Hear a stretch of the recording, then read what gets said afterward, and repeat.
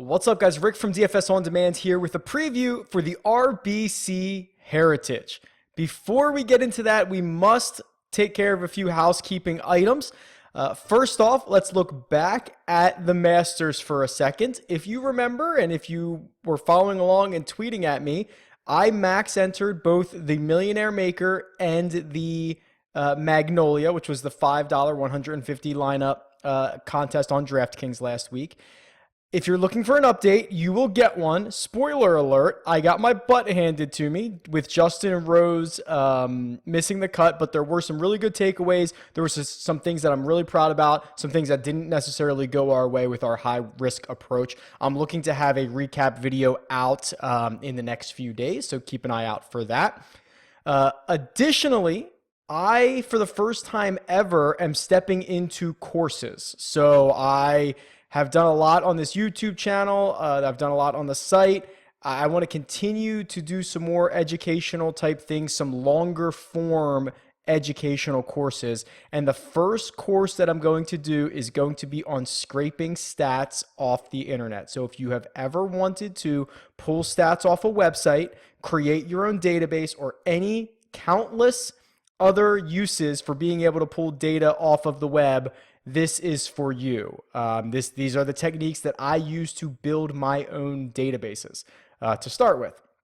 Additionally, this is a skill set, right? So I'm not going to say, here's the only websites that you can pull off of. I'm going to teach you the skill set, and you should be able to use it all over. There should be very little limitations for that. There is a link in the description to sign up, and you will be the first to know when this course comes out, because it's only going to go out. It's only going to be available for a short time. So if you want to and are interested in pulling stats off the internet, check that out. And finally, we must talk about Tiger Woods winning the Masters last week, which I mentioned all over. You know, I would be very, very excited about, and I would lose a lot of money if he did. Both of those things were true this week. If you lost money with me and on Tiger winning the Masters last week, consider it the Tiger tax that you just paid. You just paid a tax to watch the greatest golfer ever win his 15th major, and you just paid a tax to get all these people talking about golf again. No one moves the needle like Tiger does. Expect contests to be bigger on DraftKings, especially when Tiger is in the field. Like, this is just like the PGA Tour and golf in general was already in such a good spot with all these young players. When you add Tiger back into the mix like this, it's going to help us all in a big way. So we all just paid the Tiger tax if we lost, so don't forget about that. All right, RBC Heritage, very unique event. Let's get into it. The RBC Heritage is, again, one of the most unique events on the PGA Tour. It's played at Harbour Town, which, if you remember from last year, is just this really narrow, tree-lined golf course where if you miss the fairway, you are pretty much in big trouble, right? You're going to be in jail trying to hit it back out through the prison bars, so to speak, or the trees. And they have this, I believe this is the smallest greens on the PGA Tour. Tiny, tiny little targets that these guys are going to have to hit. So there are, and we'll get to it in a second, there's going to be a huge emphasis on driving accuracy this year. This week, as opposed to driving distance, for example. This has one of the shorter average driving distances of the year. It's well below 300 yards. Guys don't need to hit driver. In fact, sometimes they cannot hit driver. Dog legs all over the place, tree-lined fairways. It's really all about placement. And you'll notice who has had success here is it's players who have been accurate driving the golf ball and who can throw darts. So let's start with the cheat sheet here. And I want to just I do want to get into the tools a lot this week. So I just want to run quickly through the cheat sheet and point out a few guys and maybe talk a little bit of strategy here. So the 5 guys over $10,000, Dustin Johnson, Francesco Molinari, Xander Schauffele, Bryson DeChambeau, Matt Kuchar. We saw them all last week at the Masters. And they all played pretty well, right? I mean, Bryson made a little bit of a charge. All these guys probably finished, within the top 10 off the top of my head. DJ almost, finished second, I think. Molinari was in the lead until the 12th hole. Xander was right there. Kuchar was there for a while. So all playing really, really well. Strategically, I'm pretty sure if you avoid Kuchar, you're probably going to have a pretty contrarian take here. So Kuchar's not only in the midst of the best year of his career, he has the just unbelievably elite course history here. He's a former winner. He rattled off 4 straight top 10s in the last 5 years, a 23rd last year, hasn't missed the cut in at least, 10 years of history that I have here, or 8 years of history that I have here. Just really, really elite. He is one of the most accurate drivers of the golf ball. When we get to the key stats, you're going to see him pop up everywhere. He's a great play. If you play him, you will play him with everyone else. Sometimes that's fine. You can differentiate other places. Where I'm actually considering going here, if I'm going to play in a GPP, I think there's a couple ways we can do this. Bryson is really, really intriguing. Spending $400 more. So I think if you don't play Kuchar, you're just going to go up and get, if you're going to get one of these top guys, you'll go get Dustin, you'll go get Molinari, you'll go get Xander. Bryson at 10-4 is in a pretty good spot. 2 top 4 finishes in the last 3 years here. And here's something I want to show you. I haven't shown this in a while, but this is the most valuable golfers tool that I have on my website. This is not a paid tool. This tool is free. I update it every single week. So if you're not checking it out, why am I updating it? But it is available. It's on DFS On Demand, and it shows you which players routinely score more DraftKings points than their finish in the tournament. So if you finish 8th in DraftKings scoring, but 10th in the tournament, you get like 2 points. So what this is saying is Bryson, over the course of the last 10 weeks, is the most valuable golfer in terms of DraftKings scoring because he outpaces his tournament finishing position by 8 finishing slots. So for example, if Bryson's average finishing position is 20th in the PGA tournament, it would be he'd be the 12th highest scoring DraftKings player on average, right? That's the way that we're reading this. So Bryson, really in a big way shows up on this list, and along with Keith Mitchell, Jordan Spieth, Scott Stallings, Koepka, Vaughn Taylor. Obviously, not all of those guys playing this week, but this is a really great thing to consider when you're trying to rack up DraftKings scoring. Like literally, I don't really care about finishing position. I really only care about what you do in DraftKings. So underneath this, when you get to the high 9s, I think that Jim Furyk probably eats up a lot of ownership here, and he should, right? Again, two-time winner in the past here, great success. He's the epitome. If I said, okay, give me an accurate driver and a guy who can throw darts from like 150 yards in, I would have said Jim Furyk any year. And now again, we're getting just an unbelievable revival year from Jim Furyk. He had the week off last week, a little rested up, didn't play the Masters, should be ready to rock and roll. I think the contrarian play here is actually, I think there's actually 2 more things I need to consider here. Webb Simpson has had great success here. 3 top 10s in his last 5 starts, 5th place last year, ran up the weekend at the Masters, plays really well. You'll see him show up on the key stats in a second, and I don't think he's going to get that much ownership. And then you get to Tommy Fleetwood, who is $9,200, and quite honestly, that's low in this field. Tommy Fleetwood, class player. He just has never played here before. Not sure how much of a great fit Harbor Town is going to be for him, but $9,200 is way too little in this field for Tommy Fleetwood. All right. Quickly, just kind of moving along here, I'm just going to point out a few names because I want to go to the other tools. Siwoo at 9,000 is interesting, but here's Kokrak at 8,800. So Kokrak, we talk about him every single week. He's missed the last 2 cuts here, but before that, he rattled off 3 straight top 18 finishes, including a 6th place finish in 2016. He's having the career year. He's gonna show up on all the approach stats when I go to that section. We're just going to continue to run him out there. And then there's Ian Poulter, who I wonder how popular Poulter's going to be. I think it seems like every time we get into one of these tiers, there's like 2 guys right next to each other that are kind of the not polar opposites, but like Poulter's probably going to eat up the ownership at 8,600, mid-8s, right? He's got, played really well at the Masters, very accurate off the tee, 2 straight top 10s here at Harbor Town. But Matt Fitzpatrick is kind of interesting. Matt Fitzpatrick, I don't have his stats in front of me, but I think he was like 5 or 6 under on Saturday at the Masters. Played better than I suspected. I'll have to check what his final standings were, but a 14th place finish last year. He would be the contrarian option here. And then Brandon Grace, has only teed up 3 times at Harbour Town, 3 top 10s, including a win. Doesn't have the form that someone like Ian Poulter has right now, but he hasn't played terribly. So I think he's certainly in play. Further down the list, it is the year of Lucas Glover, right? I mean, he's another one of these guys who's just having a revival career. $7,800, 4 straight cuts made here, 18th, and then 3 finishes in the low 30s. Luke List is, while always annoying, and while he can blow up and finish last here, and I think the last time he teed it up for us really cost us, right? He missed the cut, and I think he was like 8 over on Friday and blew the whole thing for everybody. But this is the type of skill set that you would think Luke List would find success at, right? He's long off the tee, but that means he can kind of, if he can dial it back a little bit, doesn't have to hit driver every single hole.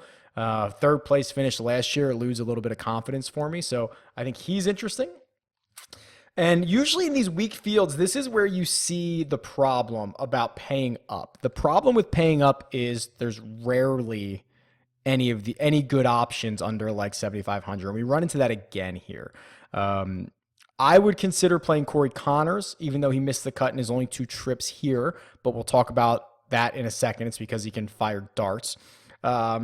Keith Mitchell was one of those players who was on that MVG list at $7,300. He might be interesting, but there's really not much I'd love to go back to. This is the Luke Donald Open, right? Where he's just racked up 2nd and 3rd place finishes, missed the cut last year. I probably won't be playing him, but that's just me. So unfortunately down here, we get a little hairy, which makes me feel like I'm going to either you're going to have to make a decision. You can either go out and just throw darts down here and build kind of a stars and scrubs, or you can take a more balanced approach. Rory Sabatini, can we look and see what he's done recently? Because I feel like that name has popped up a handful of times on the leaderboard. Here's Sabatini. Let's see what we have here. Rory Sabatini, 36th at the Valero, 39th in Punta Cana, 18th at the Valspar, 35th at the Players, 36th at the Honda, and his last missed cut was AT&T Pebble Beach. That is pretty good, especially for someone at $6,400, and the fact that he has had a pretty good run of success here, right? Not so much recently, 23rd last year, then missed 2 straight cuts, but before that, 9th place, 17th, and 14th. If he gives you any one of those non-missed cut finishes, you're in serious business at $6,400. And you would think that his recent form is better than anyone else in this price range. And then you have Satoshi Kodaira, who the defending champion at $6,400 might be one of the lower numbers we've ever seen on a defending champion, but I probably will not be playing him. All right, key stats. So this is a very interesting week to do this because of how unique Harbour Town is. So if you're new to the channel, this is the correlation model. This is the last 12 years of PGA Tour stats versus the last 12 years of DraftKings scoring, and which types of players turn in good performances here. And there are a few stats on here that show up very rarely in this model. Before I say that, look at me. I updated SDFA. It used to say SFDA, and for about a year, I came on here every week and said I should really update that because it's a typo, and I finally updated it, so we are cool there. Okay, the stats that pop off here, approaches between 125 and 150, that stat category is more important at Harbour Town than any other course on the PGA Tour. How important is it? Pretty important, but again, more so here than any other course. Driving accuracy. Driving accuracy is more important at every other course on the PGA Tour but one. Harbour Town is second. Par 3 scoring, third. Approaches from 150 to 175, and then birdie or better from 125 to 150. The reason you would think, and okay, this is kind of I can go on a little bit of a diatribe here, but really quickly, I usually don't like the stat categories that are like from 125 to 150, from 150 to 175. There are so many factors that you need to consider, like sample size. What if a guy only has 20 shots from that range, and what if someone else has 100 shots from that range? Also, DJ might not hit from 175 to 200 very often because he bombs the ball off the tee, and he might just always be coming in from 150 yards or 125 yards. And also, is there a really big difference between 150 yards and 152 yards for these guys? I don't know. But I don't love these stats in general. But I will say, if there's ever a week I'm going to consider it, this would be the week, because there are defined landing areas. You can't just bomb it as far as you possibly can this week. Everyone is going to basically land it in the same areas, and it's going to become a second shot event. Okay, whoever can hit the second shot the best out of all the guys who are going to hit the fairway and hit those landing spots, that's who's going to win this. So this is the only week that I'm really, really strongly considering this. So what does that leave us with? Let's look at those approaches from 125 to 150. So in my model here, this is a proximity stat. So closer to the pin is better, obviously. A couple of values right off the bat. Wee Kim and DJ Trahan go 1-2 in this category. Charlie Hoffman, 7,800, is third. Then you get Jason Kokrak at 88, who's like the first of the better guys in the field. He's $8,800. He leads in a lot of the strokes gained approach. Or he's up there near the top. So no surprise to see him here in 125, 150. Other guys, Andrew Putnam, Ryan Palmer, Adam Hadwin, and then Webb Simpson, who is kind of the first of the upper tier guys. Kuchar and Spieth are probably like 15th and 16th on this list. And then you don't get down to, so let me see if I sort this by salary. Let's see. DJ, Molinari, Xander are middle of the pack or worse. Xander not great from this range. Now, again, don't let this make all of your decisions for you, but that is what the stats are bearing out. Driving accuracy. This here is probably the most controllable for these guys. It's probably the one with the largest sample size. It's probably the one that's most repeatable. So this is the one I might be leaning on quite a bit here. If we look at this, the number one guy in the field, and quite honestly, it's not particularly close, is Jim Furyk. Jim Furyk at $9,400 is hitting 80% of his fairways. That is 6% more than the guy in second place, who is Ryan Armour. So that gap of 6% is the same percentage difference between Ryan Armour in second and basically Daniel Berger in like 20th here. So that, like, Furyk is that far ahead of the field when it comes to driving accuracy. It's actually really incredible. Some other notables here. Matt Kuchar is the first and only of the 10,000 guys that show up in about, top 20 spots or so. Ian Poulter is on this list. Bryson DeChambeau comes in about 20, 22nd, something like that, at 10,400. Ryan Moore is a name that will continue to pop up here, but there's a lot of value if you want to weigh this stat heavily. There's a lot of value because the majority of these guys who lead this stat are under $7,000. And quite honestly, that makes sense, right? If you think about players who are not great on the PGA Tour, they might not hit the ball that far.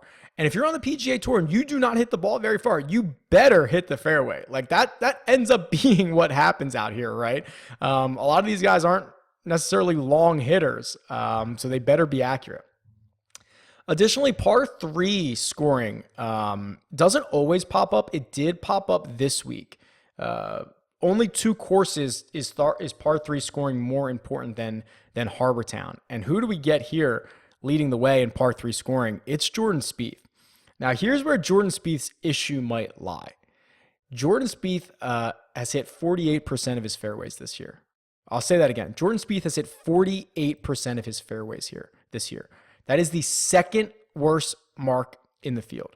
So while I'm generally a pretty big believer of Jordan Spieth eventually getting this all figured out, if he's missing fairways like he has this entire season, he's in big trouble. Okay, he's not going to be able to, he's going to be punching everything out. You're not going to be able to make enough birdies. Like, you don't have a chance to make a birdie if you're playing from the trees. So really, really concerning there. Scott Piercy, believe it or not, great par 3 scoring, and then shows up with a positive driving accuracy number. Who else is interesting here? Again, a ton of value, a ton of value.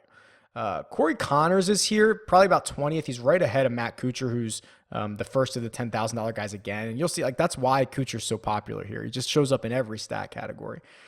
Corey Connors, at least for $7,300, you get a guy who is playing well, right? Just won a couple of weeks ago. Can absolutely throw darts. Absolutely throw darts. Can't putt to save his life. But maybe, and this is a absolute pure speculation, like, hey, if these greens are so small, how bad can he putt it? You know what I mean? Like, if he can hit these greens, if he can get it kind of close, like, you would think, okay, a lot of shorter putts. I don't know. Like, he's obviously a bad putter. It's obviously the whole field's going to be dealing with the same thing. I just think it's funny and interesting. But at least you get a guy at $7,300 who has won a golf tournament in the last couple weeks. And then I'll show you real quick these approaches from 150 to 175. Again, that's a proximity stat, so lower number is better. Danny Willett, Ches Reavie, 1-2. There you get Corey Connors in third. Abraham Ancer and Patrick Cantlay round out the top five. Spieth pops up here. I mean, Spieth is at basically the two extremes of these stat categories, so determine how you want to weigh this. Great at approaches from 150 to 175. Great at par 3 scoring. One of the worst in the field at driving accuracy. So make sure you consider that. Again, Kuchar is the first 10,000 guy to show up on this list. Molinari not too far behind him at 11.3. And then let's wrap this up with just the strokes gained numbers here. So if we look at strokes gained total, as usual, it is a pretty even distribution here. No real outliers. If we go tee to green, we get a couple of guys who pop off. DJ, Xander, Kuchar, Tommy Fleetwood all lead their respective pricing ranges. Cantlay, Furyk, and Kokrak all there as well. And then Corey Connors, very clearly tee to green, the best player in his price range, $7,300. Next closest guy is Keith Mitchell, who is about 2.2 strokes per tournament behind Corey Connors in tee to green. It's the putting where you'll see Corey Connors jump to the back of the line here. But let's look at approaches, because that is probably going to be, and again, remember, I don't have Masters data, right? Masters doesn't have shot length, so I don't have strokes gained data for the Masters. So we're going with what we got here. If we look at purely approaches, it's a lot of the same names. Xander does get a little bit of an improvement. Furyk gets a pretty big improvement. Corey Connors continues to just blow his price range out of the water here. So there are some really good names. I will probably be forced to create some balanced lineups. I haven't started creating them yet. I just worry about any of those values down there. If I go down really low, I will know that I'm throwing darts at that point. So we'll see what that ends up being. Otherwise, that's it for this week in the RBC Heritage. They call it the Heritage Hangover because the Masters was so great. Again, I highly recommend you go sign up for the course. Quite honestly, if you want to pull stats off the internet, it's the techniques that I have used. If there's something specific you want to see in that course, let me know. I'm about 80% done, but I can still add some things. So if there's anything you want to see in that course, tweet me. It's at DFS On Demand, or leave a comment below. I will talk to you guys soon. Good luck.